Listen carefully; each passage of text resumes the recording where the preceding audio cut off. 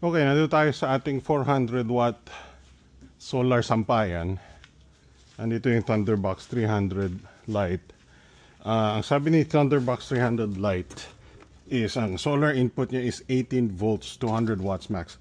Ang nakakaano is hindi naman strictly 18 volts ang lahat ng solar panel. This is 18 volt plus minus 5%. So, bakit siya nakasulat na 18 volt lang? Doon yung ating actual power station. Pero bubunutin muna natin. Kukuha tayo ng isang 200 watt. Sa tingin ko, si Thunderbox, actually, ang ibig sabihin niya lang is, ano siya, minimum of 18 volt yon. Kasi merong gano'n na power station, kailangan ng minimum 18 volt bago siya magsimulang mag-power sa power station. So ikakabit natin siya sa XT60. Hopefully hindi pumutok ang ating Thunderbox kapag let's say naging 19 volts yung ating solar panel. Hopefully hindi siya pumutok kasi I'm expecting na dapat minimum lang yung 18 volts. So let's see.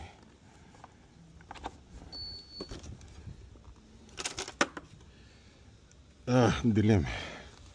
Okay. So this display sucks. Yep, nagcha-charge siya. Hindi natin alam kung ilang watts kasi magaling yung gumawa nitong power station na to.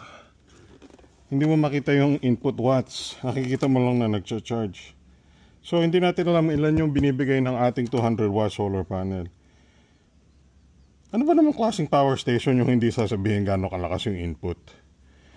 So kailangan natin lagyan ng wattmeter yung mismong kable para lang malaman yung ano. Diyos ko naman, Thunderbox. Ay, Diyos ko. Kakabit ko na lang sa power station ito na may mayroong information ng output watts kaysa ganyan.